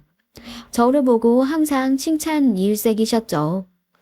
아이고, 우리 수민이가 아이들을 잘 보살피니까 애들도 저리 예쁘고 바르게 잘 자라나 보다. 엄마 아빠가 흐뭇해 하시겠어? 예, 네, 감사합니다, 선생님. 집안에선 딱히 칭찬받을 일이 별로 없었기에 전 선생님의 칭찬을 받으면 그리 기분이 좋았어요. 저희 부모님은 동생들과 절 먹여 살리기 위해 늘 동분서주 하셨기 때문에 돌봐주실 여력이 없으셨거든요. 그래서 제가 좀 크면서부턴 동생들 옷 입히는 것부터 요리, 설거지까지 집안일을 엄마처럼 해내야 했답니다. 어린 시절 친구들과 놀고 싶은데 동생들을 챙기느라 같이 놀고 싶어도 놀지 못하는 서러움은 아마 아실 분들은 아실 거예요. 친구들이 저희 집까지 와서 같이 놀자고 해도 어린 동생들을 챙겨야 하기에 또래 애들과는 전혀 어울릴 수가 없었거든요. 그래서인지 전 자연스레 집안에 틀어박히게 됐고 남는 시간엔 공부를 하며 시간을 때울 수밖에 없었죠. 다행히 그 덕분에 성적은 늘 상위권이었고요. 고등학교에서 대학을 갈 때가 되니 서울의 상위권 대학에 갈 수준이 되어 있었어요. 아이고, 엄마는 우리 수민이가 정말 자랑스럽다. 어쩜 엄마가 하나도 손 안 대고 키웠는데 이렇게 공부도 잘하고 착한 딸로 자라줬나 몰라. 나중에 너 시집갈 때 엄마가 너 어떻게 보내야 될지 벌써부터 눈물이 앞을 가린다. 엄마, 남자친구도 없는 나한테 무슨 결혼 걱정? 너무 이런 거 아니야? 대학 가면 남자친구도 사귀고 해야지. 연애도 하고 이쁜 것들도 보고 다니고. 엄마 수민이가 그렇게 살았으면 좋겠어. 저희 엄만 자라나는 동안 제게 딱히 무언가를 지원해주지 못했다는 것에 대해 큰 죄책감을 갖고 계셨어요. 그래도 나중에 집이 조금이나마 경제적으로 여유가 생겼을 때 저에게 저런 말씀을 하시곤 했죠. 하지만 대학을 간 후의 삶은 제 생각과 달랐습니다. 제가 대학에 가서 엄마 말씀처럼 이쁜 것만 보고 행복하게 살았냐 물으신다면 아니요. 전 그렇게 살지 못했습니다. 저도 조금은 바뀔 줄 알았는데 오히려 더 치열했어요. 취업을 하기 위해선 따야 할 자격증이 수두룩했고 학점을 잘 받기 위해선 밤을 새워 24시간 카페에서 공부를 해야 했으니까요. 다들 공무원 시험이다 뭐다 열심히 하는데 저만 뒤처질 수가 없었습니다. 슬프지만 이게 대한민국의 현실이었어요. 더군다나 아직 대학을 못 간 동생들이 있었기 때문에 부모님을 도와 동생 학비까지 모으기 위해선 하루하루가 치열할 수밖에 없었죠. 그러던 중 만난 사람이 저희 남편이었습니다. 남편은 저와 달리 굉장히 매사에 느긋한 사람이었어요. 모두가 공부할 때 뒤에서 콧노래를 흥얼거리며 핸드폰이나 보고 있는 사람이었죠. 솔직히 한량 같아 보였기에 전 처음에 전혀 남편에게 이성적 호감을 느끼지 못했습니다. 근데 남편이 제게 먼저 다가왔어요. 남편은 미대생이었는데 자기와 함께 전시회를 보러 가지 않겠냐고 하더라고요. 전시회요? 네, 제가 아는 형이 개인전을 연다고 해요. 가서 응원차 들리려고요. 같이 갈래요? 하루하루 빠듯하게 살기 바빴던 제게 미술 전시회라는 건 낯설고 새로운 경험이었어요. 왠지 모르게 끌렸답니다. 그리고 남편을 따라간 미술 전시회에서 전 남편에 대해서도 새롭게 많이 알게 됐어요. 다들 내가 부잣집 도련님이다 뭐다 해서 공부 안 하고 사는 줄 아는데 아니야. 난 나름대로 미술 공부 열심히 하고 유학도 생각 중인걸. 그리고 예술이라는 게 가만히 앉아 있는다고 바로 나오는 것도 아니고. 그래요? 유학이요? 어디로 갈 건데요? 프랑스 쪽으로 갈까 해. 엄마도 프랑스 파리에 있는 미술학교를 나오셨거든. 남편이 저보다 연상이었기에 제게 자연스레 말을 놓게 됐는데요. 전 이때 남편에게 많은 호감을 느꼈습니다. 자기 방식대로 멋지게 사는 삶이 저와 달라 보여서 부럽고 좋아 보이더라고요. 남들이 가지 않는 길을 가는 것에 대해서도 뚝심 있게 느껴지고요. 전 그 뒤 남편과 연애를 이어갔고 남편이 유학을 포기하면서까지 저와 결혼을 하고 싶어 했기에 저희는 결혼을 서두르게 됐습니다. 남편은 저와 함께하는 결혼 생활이 더 기대된다며 유학은 다음으로 미루겠다고 하더라고요. 그런데 여기서 시어머니께서 반대를 하고 나오셨습니다. 시어머니는 절 먼저 보자고 하셨어요. 이때만 해도 전 시어머니에게 호감을 갖고 있는 상태였는데요. 만나자마자 절 향해 쏟아붓는 말들을 들으니 그 호감이 곧바로 반감이 되더라고요. 시어머니는 단단히 오해를 하고 계셨습니다.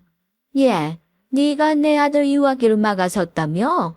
너 한국에서 미술 작가로 살아가기가 얼마나 치열한지 알아? 근데 감히 결혼이다 어쩐다 해서 애 발목을 잡아. 어머니 오해가 있으신 것 같아요. 전 유학을 가지 말라 말한 적 없어요. 그 사람이 결혼을 원해서 오히려 저보다 그 사람이 밀어붙여서 결혼 얘기가 나온 거예요. 하, 웃기고 있네. 내 아들이 뭐가 부족해서 잘난 거 없는 너한테 결혼을 밀어붙이겠어? 너 우리 집 재산에 대해 얼마나 알고 있니? 네?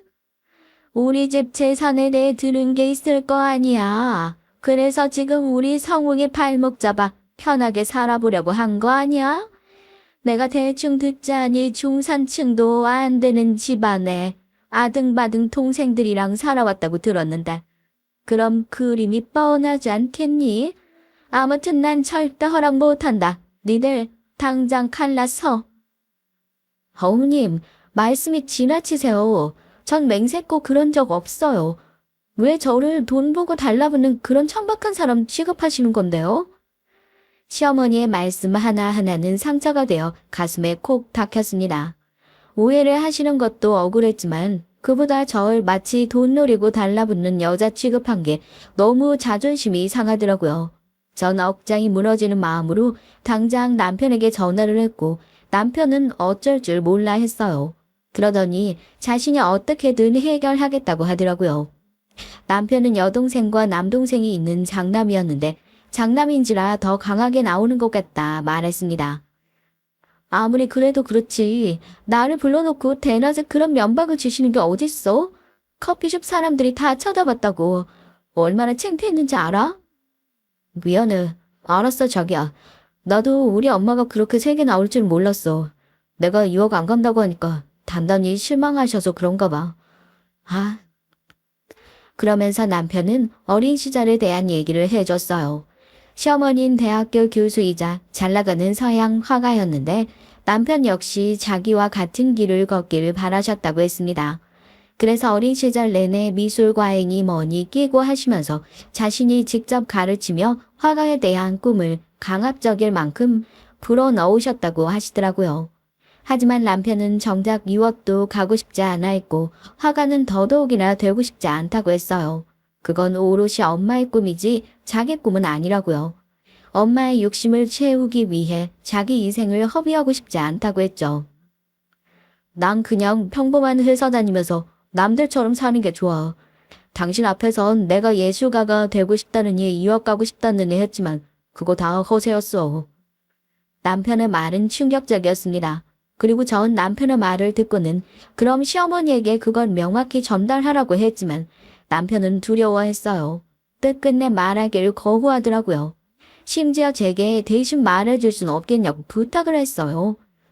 내가 그걸 어떻게 말해? 그건 당신이 말해야지. 난 엄마가 무서워. 우리 엄마 어떻게 나올지 뻔하니까.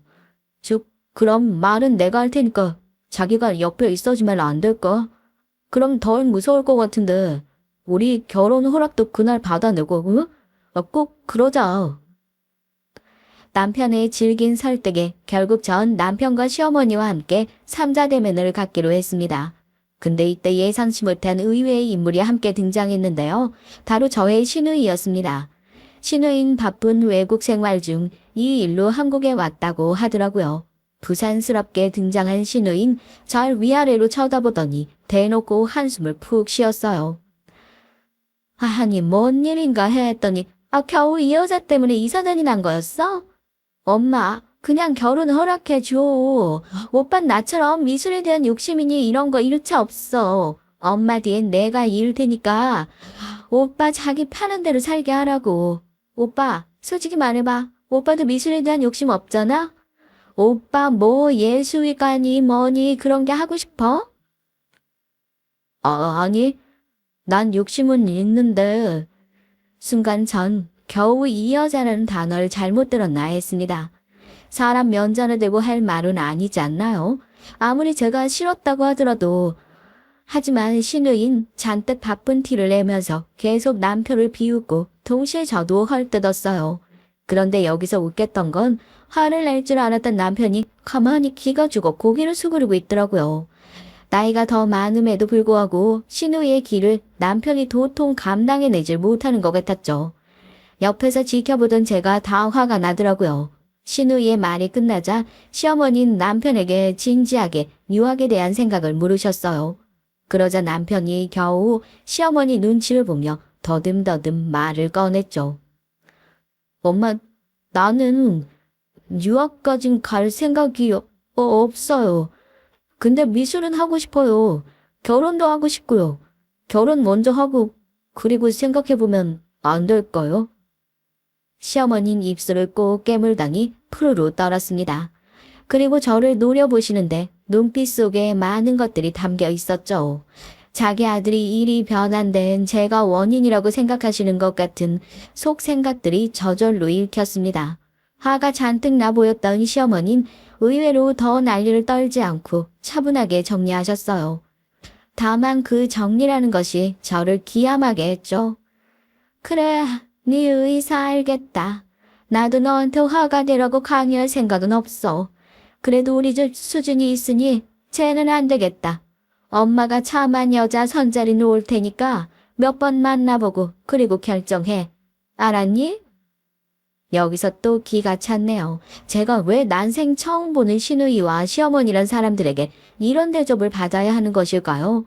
도대체 제가 전생에 무슨 죄를 지었길래요. 순간 속이 메스꺼워지면서 토라도 하고 싶은 심정이 되더라고요.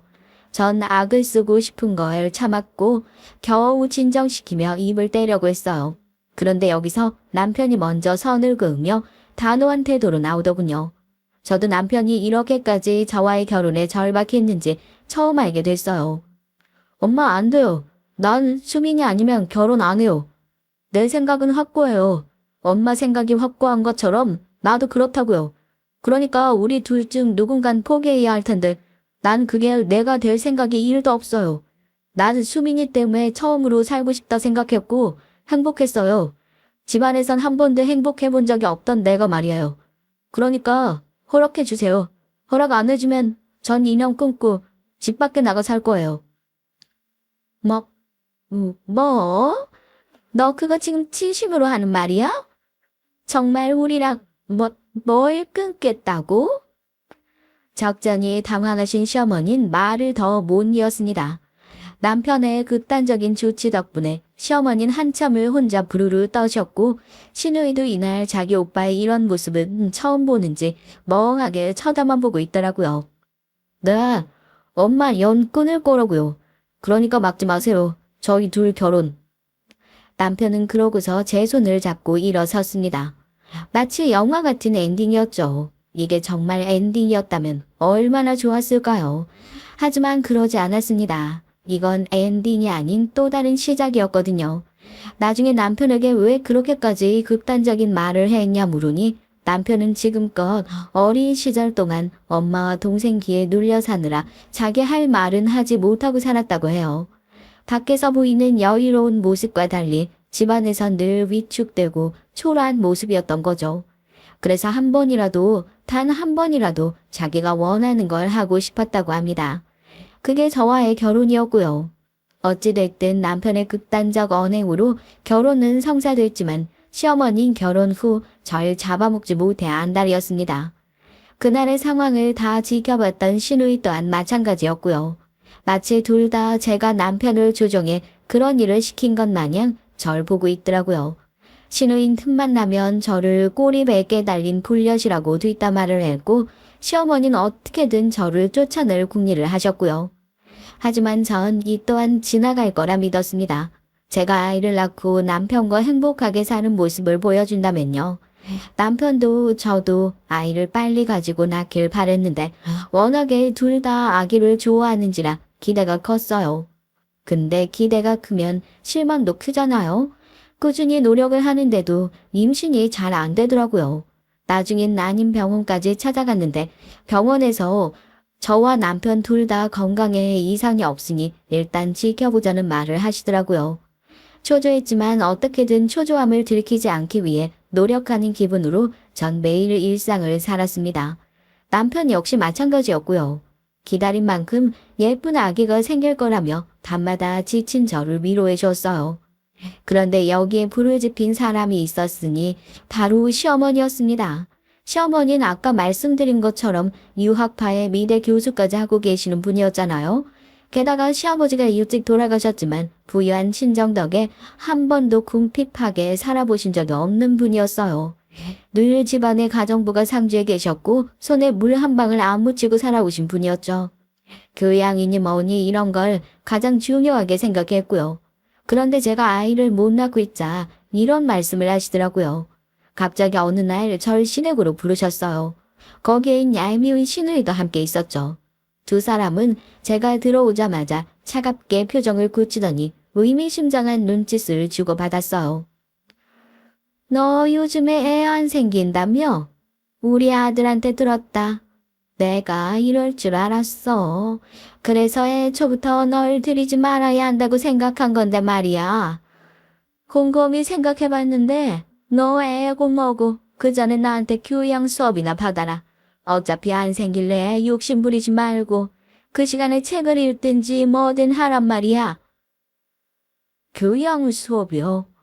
어머님한테요? 맞아, 새언니. 엄마 말 들어요. 저번에 보니까 미술사에 대해서는 하나도 모르더라고요. 언니, 우리 집안은 다른 집안과 격이 달라요. 언니가 드라마에서 보는 그런 유치한 재벌집이 아니고요. 우리 아빠도 돌아가시기 전까지 학자셨고 엄마도 나도 유학파라고요.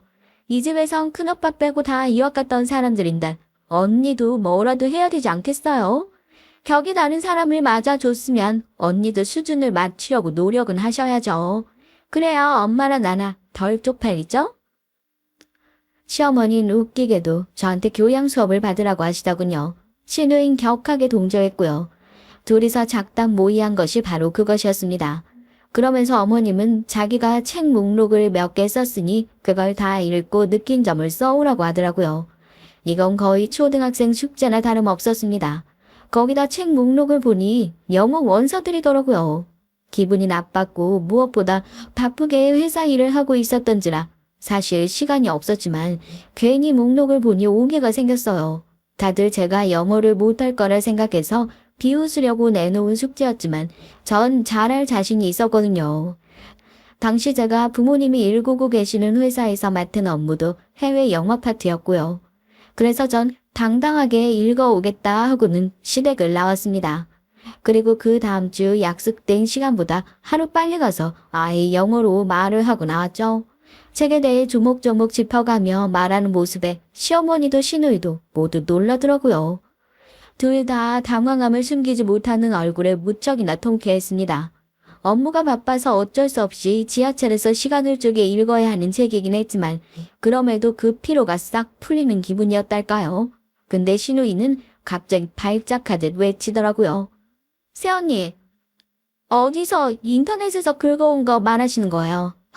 영어도 못하는 주제에 어떻게 그걸 다 외워왔대요? 노력 많이 하셨겠어요. 노력은 제가 칭찬해 드릴게요. 근데 발음도 후지고 외워온 거 다 티나거든요. 그러게나 말이다. 내가 숙제를 내줬으면 똑바로 할 생각을 해야지. 어디 잔머리로 굴리고 앉았어? 전 더 이상 이 유치한 장난질에 놀아나고 싶지 않았습니다. 그래서 말씀드렸죠. 제가 직접 읽고 요약한 것이고 알아보기 쉽게 책에 직접 형광펜을 그었으니 그은 부분을 보시면 알 거라고요. 남편에게 책을 달라고 하니 남편이 엉겁게를 책을 한 장씩 펼쳐 보여주었어요. 시어머니와 시누인 가만히 보더니 아무 말 하지 못했고요. 이로써 제 승리였죠. 자기들처럼 유학파가 아니란 이유로 사람을 교양 없다고 무시하고 비하하는 시댁 식구들에게 한 방 먹인 셈이었으니 기분이 정말 좋았습니다. 하지만 시어머니는 이것이 더 괘씸했나 봅니다. 그 다음은 저의 임신을 공격하더군요. 여기에 전 큰 상처를 입게 됐고요. 시어머니는 자기 아들 씨면 임신이 안 될 리가 없는데 너 때문에 임신이 안 되는 게 아니냐면서 불을 붙였어요. 임신 안 되는 며느리 필요 없어. 내가 누차 말했지만 난 우리 장남씨가 꼭 필요하다고. 우리 아들 닮은 애로 대를 이어야 하는데 이게 대체 뭔 사달이니? 엄마, 나님 병원에서 문제 없다고 했어요. 오히려 스트레스 받으면 이 사람이 더 힘들어질 거라고요. 그만하세요. 넌 요즘 왜 이렇게 나한테 대들고 있어? 며느리 감싸주겠다고 널 키워준 이 엄마한테 따박따박 대들고 있는 거야? 예, 너 힘이 있으면 말을 해봐라. 네가 말을 해야지. 왜 자꾸 우리 아들한테 돌려? 남편은 그런 게 아니라며 말리를 했지만 전 이미 마음이 무척 상한 뒤였어요. 아무래도 요즘 친정 엄마께서 임신 잘 되는 보약까지 챙겨주실 정도로 걱정을 하고 계셨고 저 역시 신경이 날카롭게 곤두서 있었거든요. 최대한 담담히 대답하고 나오긴 했지만 집으로 돌아오는 길 너무 눈물이 나더라고요. 비죽비죽 흐르는데 눈물을 닦아낼 새도 없이 집으로 돌아오고 말았죠. 도착하자 남편은 급한 회사 일이 있어 나갔고 전 혼자 덩그러니 남겨져 있는데 스스로의 처지가 좀 처량하다고 느껴지더라고요. 전 슬픈 기분을 잊기 위해 그냥 깡소주를 마시곤 잠에 들었습니다. 잠결인지 엄마와 남동생들 목소리가 왁자지껄하게 들렸는데 그 소리가 참 듣기 좋았어요. 시어머니로부터 받은 상처가 커서 그런지 더 그립고 그러더라고요. 그리고 그렇게 눈을 뜨고 훌훌 자리에서 털고 일어난 지 일주일 만에 기적이 생기고 말았습니다. 제게 아이가 생긴 것이에요. 친정 가족들 꿈을 꾼 게 이상하리 많지 기억에 남았는데 마치 이 모든 게 하늘에서 내려준 예정된 축복 같았거든요. 전 먼저 부모님께 전화를 드려 말씀드렸죠.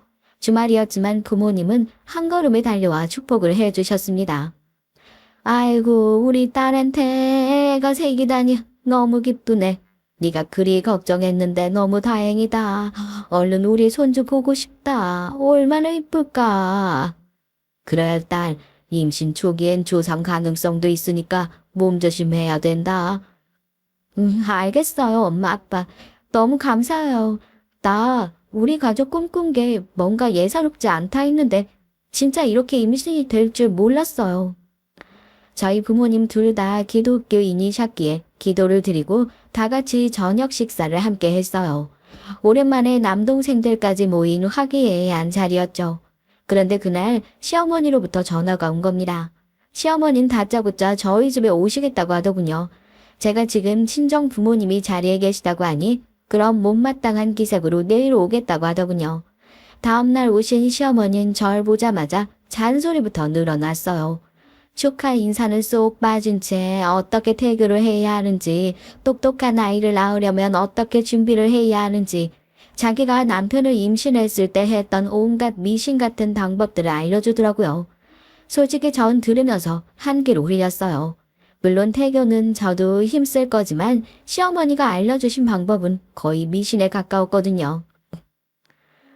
네가 그리 똑똑치 못한 애니까 애만큼은 잘 키워야 되지 않겠니? 내가 일단 알려주는 방법대로 다 해보고 네 부적도 붙이고 자라. 용한 무당한테 가서 아주 큰 돈 주고 받아온 거니까 꼭 팬티 안에 넣고 자야 된다. 알았냐? 미대 교수식이나 되시는 분이 왜 이렇게 무당과 무속에 집착하시는지 모를 일이었습니다. 본인만 믿으면 될 것을 저에게까지 강요하시며 언제는 저에게 제 팬티 안을 확인해야겠다고 하더라고요. 어머님, 당황스러워요. 그게 도대체 무슨 말씀이세요? 네가 내 말을 제대로 따르고 있는지 아닌지 봐야 알지. 난 우리 손주도 예술시켜서 아주 고고한 사람 되게 만들 거야. 네 남편이 아쉽게 이 길을 포기하긴 했지만 그 미란한 놈은 어쩔 수 없다 치고 손주라도 잘 만들어 봐야지. 아, 어머님, 또 그 얘기예요? 남편이 회사 다닌다고 해서 미련한 사람이 되는 건 아니잖아요. 저희 둘 다 잘 살고 있는데 왜 그런 말씀을 하세요? 심지어 시어머니는 남편까지 못 믿어했습니다. 자기 아들마저도요. 저 때문에 이 모든 게 어그러졌다고 생각하시는 건 덤이었고요. 최선을 다해 키운 아들이 자기처럼 대학 교수가 되지 못하고 유학도 가지 않았으니 실망하실 수 있는 건 이해했다지만 그렇다고 멀쩡히 괜찮은 회사 다니는 남편이나 절 폄하하는 건 도무지 이해가 안 됐어요. 그러면서 제 팬티 검사를 하겠다고 하루에 10번은 전화를 해댔습니다. 나중엔 진절머리가 나서 시어머니 전화를 부재중으로 돌려놨더니 난리가 났더군요. 시누이가 대신 전화해서 언니 우리 엄마 전화 쌩 까는 거 아니죠? 얼른 닫아요라며 재촉하고 시어머니는 위협성 문자를 보냈습니다. 내 아들과 이혼하고 싶지 않으면 곱게 전화 받는 게 좋을 거다. 라는 요지가 담긴 문자였죠. 기가 차더군요. 어떻게 모녀가 이렇게 쌍으로 미칠 수 있는 걸까요? 요즘 시대에 이런 시누이와 시어머니가 있다는 게 믿겨지지도 않았네요. 제가 친구들에게 말하면 친구들은 기겁을 했고요. 제 또래 친구들은 고부 갈등을 겪지도 않았고 명절이나 생신 정도만 챙기면 된다고 생각을 하고 있었거든요. 저처럼 이렇게 지나치게 간섭받고 명령받고 막말 듣는 사람 없었습니다. 그러던 어느 날 또 청천벽력 같은 일이 터졌어요. 출산을 하고 얼마 지나지 않아 남편의 남동생인 도련님이 귀국을 하시는 날이라며 귀국 파티 준비를 해야 한다고 하시더라고요. 전 당시 친정엄마가 와서 도와주고 계시긴 했지만 아직 어린 아기를 데리고 가는 건 조금 무리일 것 같았습니다. 거기다 제가 당시 몸도 안 좋았거든요. 그런데 시어머니는 일을 두고 역성을 내더군요. 당장 오지 않으면 저희 집에 쫓아올 기세로 말씀하시는데 스트레스가 확 몰려왔습니다. 옆에 있던 친정엄마가 괜찮냐며 걱정을 하시는데 엄마에게 솔직하게 말씀드리기가 어려웠어요. 괜히 엄마까지 신경 쓰실까 봐요. 그래서 어쩔 수 없이 아픈 몸을 하고 귀국 파티에 참석을 했습니다.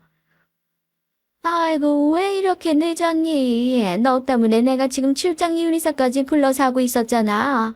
돈이 얼만지 알기나 해? 네가 들어오면 집안일은 한결 편해질 줄 알았더니만 며느리라는 게 매일같이 애 돌보 본다고 집에 처박혀 있으니 너 내가 아들 낳아서 봐준 줄이나 알아라. 알겠니? 예전 같으면 이미 이혼시키고도 남았어. 시어머니는 오자마자 잔소리를 퍼부었고 저는 못 들은 척 쓱 지나다가 부엌으로 향했어요. 부엌 개수대엔 설거지 더미가 쌓여 있더라고요. 시누이도 그 누구도 손을 대지 않은 게 분명했죠. 다들 절 기다리고 있었던 겁니다. 이때 남편이 눈치껏 와서 설거지를 도와주더라고요. 남편은 내내 미안했어요. 성질머리 들어온 자기 엄마 때문에 이런 일까지 제가 하고 있다면서요. 전 남편의 말에 대답할 정신도 없었습니다. 그냥 얼른 끝내고 집에 가서 쉴 생각으로 일을 하고 있었거든요. 근데 이날 또 한 번의 사단이 터진 겁니다. 시어머니께서 주신 부적 기억하시나요?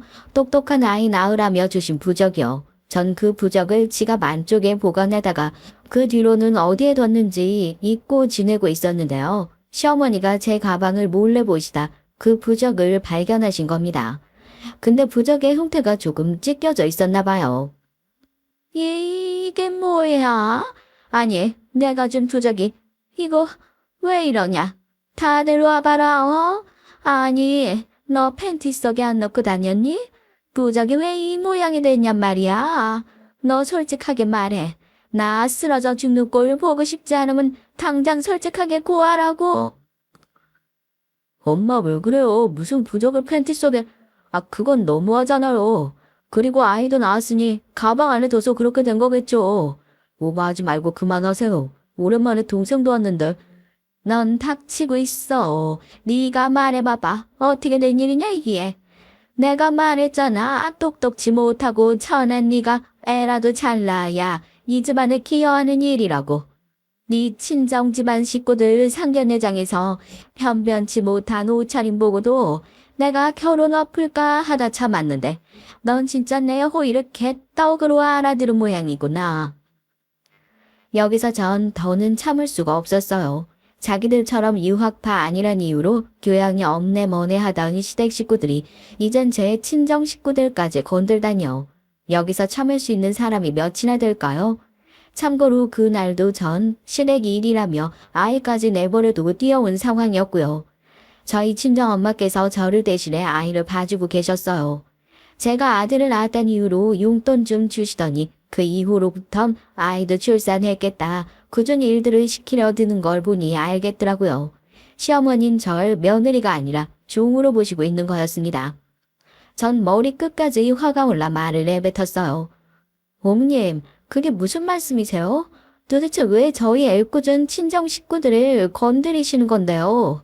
도대체 그게 무슨 망발이고요? 제가 뭘 그렇게 잘못했나요? 왜 아무 이유 없이 당하고 있어야 하냐고요? 앞으로 저희 엄마, 아버지 욕하지 마세요.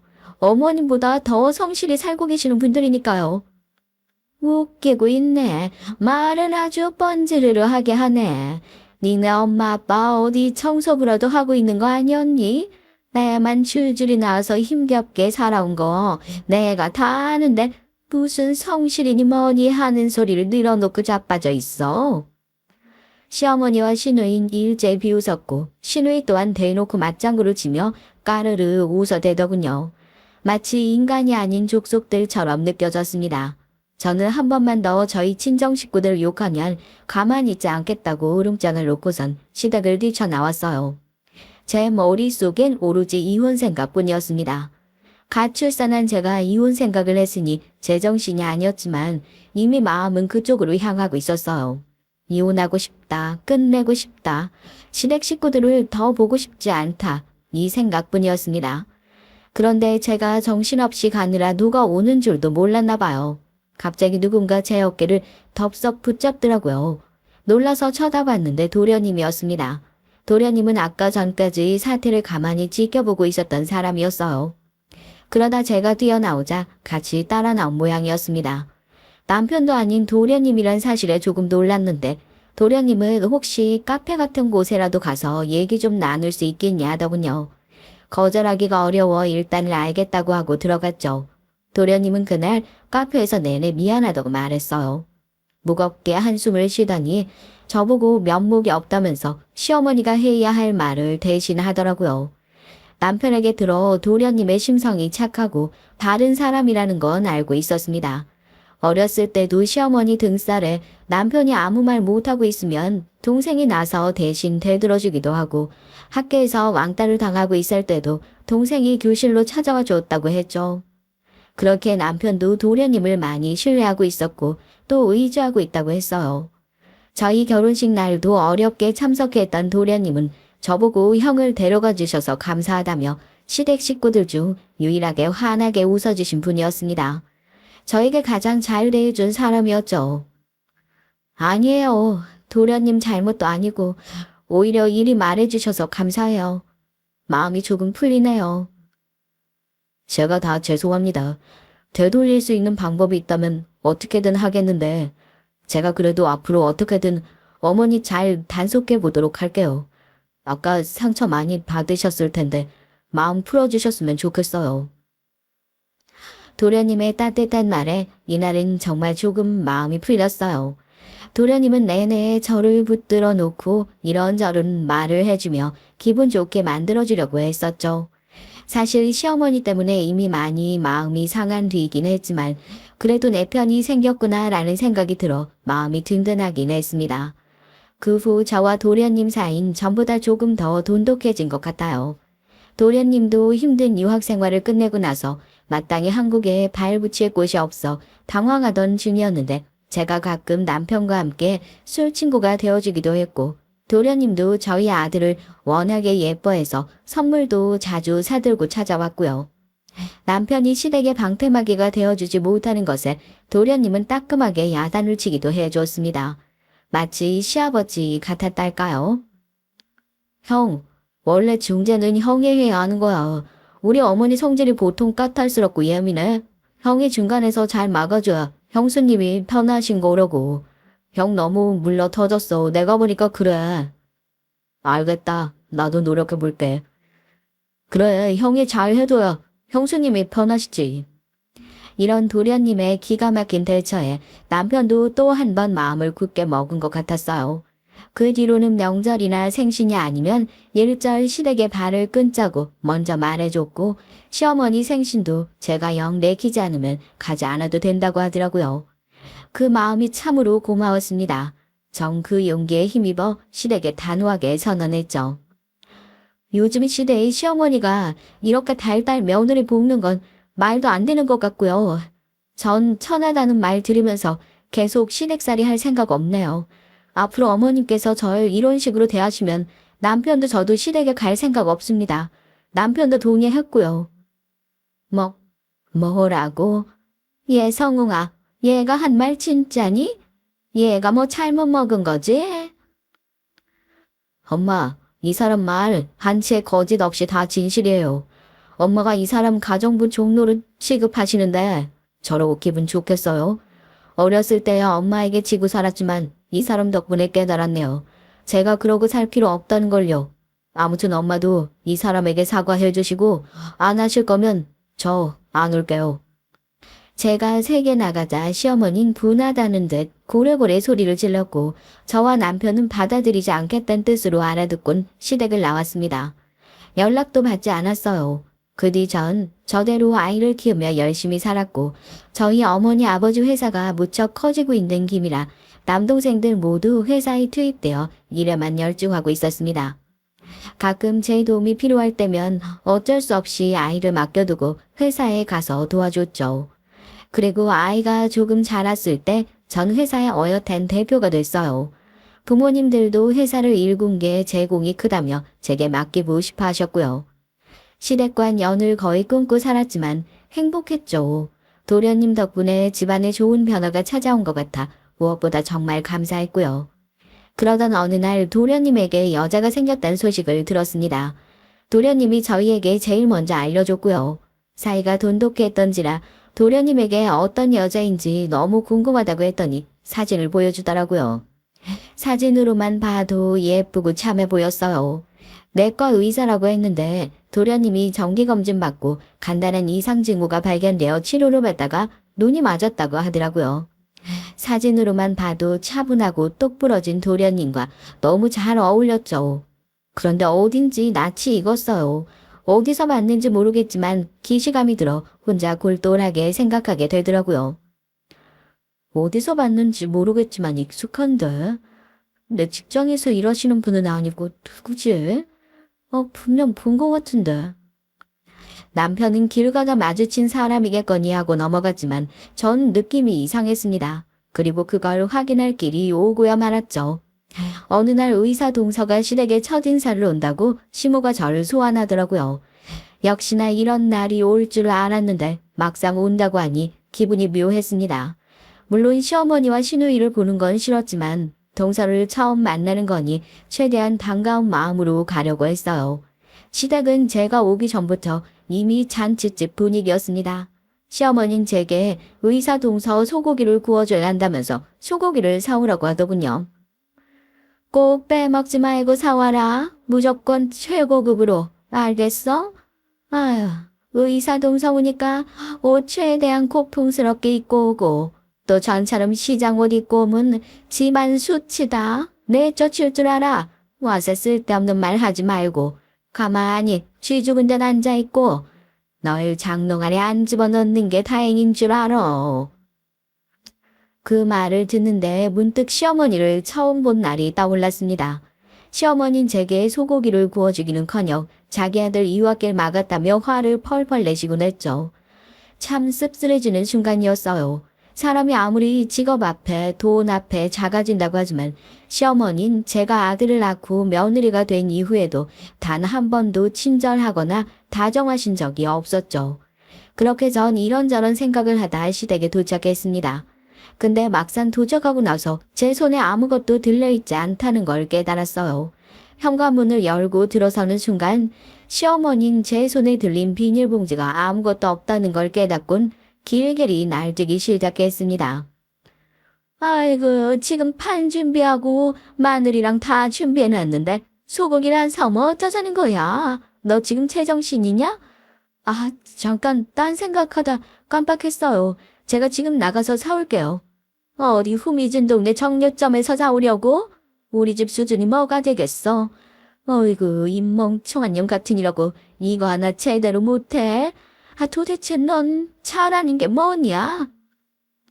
하여튼 엄마, 그러길래 내가 인터넷에서 주문한다고 했잖아. 왜 멍청한 새언니를 시켜?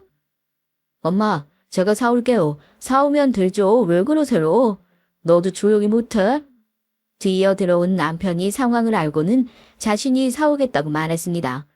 서방님 역시 말리려 들었고요.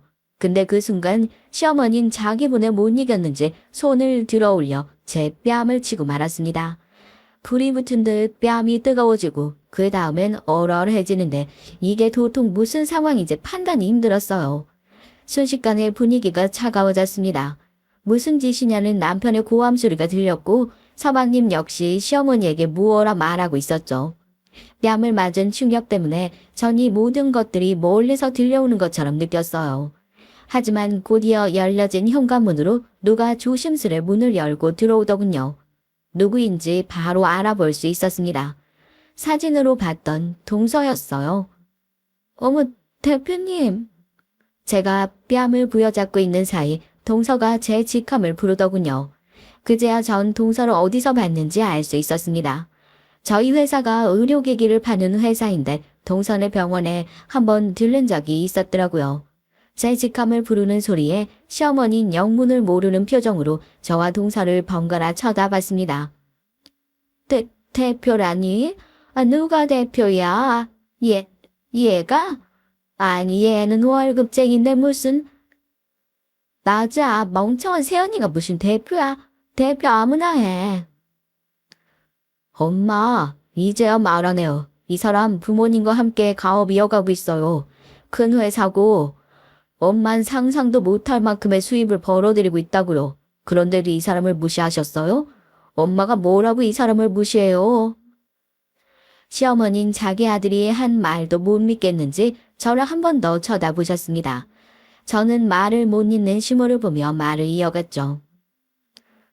이제야 기억났네요, 동서. 만나서 반가워요. 근데 지금 상황이 좀 그래서요. 어머님이랑 말 좀 할게요. 어머님, 제가 대표라고 하니 많이 놀라셨나 봐요. 대표라 하든 월급쟁이라 하든 달라질 건 없는 것 같아서 말씀 안 드렸는데 이럴 줄 알았으면 진작 말씀드릴 걸 그랬네요. 제가 진실을 말했음에도 불구하고 시어머니와 시누인 계속해서 서로를 쳐다보며 못 믿겠다고 하더군요. 그의 남편이 그럼 인터넷에서 제 회사 이름을 검색해보라고 하더군요. 남편의 말에 시어머니는 핸드폰을 들고 와 정말 제 회사 이름을 검색했습니다. 그리고 인터넷에 있는 뉴스를 발견했죠. 그것도 제 인터뷰가 담겨있는 뉴스를요. 시어머니의 눈이 경악으로 커졌습니다. 제가 어떤 신문사와 인터뷰한 내용이 담겨있는 기사를 천천히 읽으시더니 이 모든 것이 사실이라는 걸 알게 됐는지 시어머니의 무릎이 털썩 꿀리더군요. 너무도 자연스럽게 말입니다. 시누이 역시 뉴스 기사를 읽더니 말을 잇지 못하고 눈물만 줄줄 흘리더군요. 전 그 두 사람을 보며 악마의 눈물이 저런 것이겠거니 생각했습니다. 저기, 내가 오해를 한 것 같은데. 오해할 거 없어요. 풀 것도 없고요. 전 말씀드린 대로 다신 시댁과 연 이어갈 생각 없고 어머님과도 영원히 안 볼 생각이에요. 어머님 손주도 앞으로 보실 일 없을 겁니다. 아가씨도 마찬가지고요. 시어머니와 시누인 제가 나갈 때까지 멍하게 저를 쳐다만 보고 있었어요. 동서는 나중에 저에게 전화해 무슨 일이 있었냐며 조심스레 묻더라고요. 전 시댁에서 겪었던 일을 동서에게 소상히 말해줬습니다. 서방님은 좋은 분이나 시댁은 이런 곳이니 동서도 알고 있어야 할 것 같아서요. 후에 시어머니와 시누인 싹싹 빌러 저를 찾아왔습니다. 남편에게 들어 저희 회사 주소까지 알아 찾아왔더라고요. 하지만 이미 모든 얘기를 들은 친정 부모님은 냉정하셨죠. 여기 사돈 오실 곳은 아닌 것 같은데요. 나가세요. 제가 잘못한 게 많아 왔습니다. 지은 죄가 많아서 우리 며느리에게 꼭 사과를 하고 싶어서요. 저는 그저 우리 며느리가 절 용서해줬으면 좋겠다 싶은데 얘 마음이 도통 안 풀려서 저도 마음이 안 좋네요. 그럼 진즉 잘 하셨어야죠. 지금에 와서 이러면 뭐합니까? 저희 딸은 지금 이혼까지 생각하고 있습니다. 그러니 나가세요. 이제 아무 사이도 아닌데 왜 여기 와서 영업방해를 하세요? 경비원님, 이분 모시고 나가주세요. 저희 엄마는 이미 화가 많이 나서 경비원을 불렀어요. 경비원이 시어머니를 쫓아내려 했지만 시어머니는 교양이고 뭐고 잊어버리셨는지 끝까지 건물 앞에 버티고 계셨습니다. 왜 그토록 버틴겼는지 나중에 이유를 알고 보니 시어머니께서 시누이와 한창 사치 쇼핑이며 여행이며 하느라 돈을 많이 탕진하셨더라고요. 그래서 의사 동서가 들어온다고 했을 때 한몫 땡길 수 있을 것 같아 기뻐했던 것이었고요. 그 사실까지 미처 몰랐던 서방님은 큰 충격을 받아 동서와 결혼은 진행하되 시댁과는 연을 끊겠다고 하셨습니다.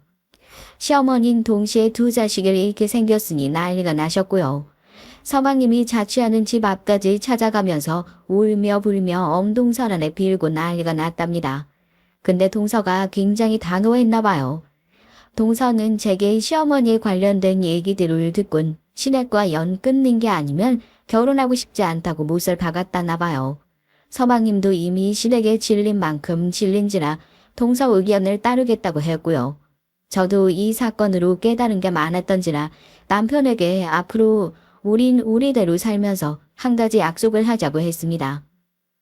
여보, 난 앞으로 당신과 우리 아들 키우면서 절대 시어머니나 시누이에겐 연락하지 않을 거야. 돈 없다고 머리에 든 거 없다고 무시하는 사람들과 다시는 섞이고 싶지 않아. 당신이 그거 약속해주지 않으면 난 당신과 갈라서는 게 나아. 그러자 남편은 약속해주겠다며 저와 합의를 했어요. 현재 전 아들을 잘 키우며 초보맘으로 고군분투하고 있습니다. 회사 역시 승승장구하고 있고요. 저와 저희 부모님이 열심히 하신 만큼 앞으로 제 삶이 남은 날까지 계속 성공하는 회사로 키우고 싶답니다. 저의 남은 삶 응원해 주시면 감사하겠어요. 그리고 지금까지 들어주셔서 감사하고요. 날씨가 추우니 다들 감기 조심하시고 든든히 옷 입고 다니세요. 만약에 혹시라도 저처럼 고부 갈등이 있는 젊은 주부들이 있다면 자신의 삶을 먼저 우위에 두셨으면 좋겠습니다. 무엇보다 내가 행복하고 편안해야 아이도 행복하고 가정이 평안하니까요. 시어머니를 신경 쓰고 참아주고 살긴 인생이 너무 짧단 생각이 드네요. 우리 짧은 인생 아깝게 쓸데없는 신경전으로 소비하지 말고 행복하게 살자고요. 다들 올 한 해 행복한 일 모두 가득하시길 바랄게요. 전 다른 분들의 사연 들으면서 조용히 응원하고 있겠습니다. 그럼 이만 글 줄일게요. 오.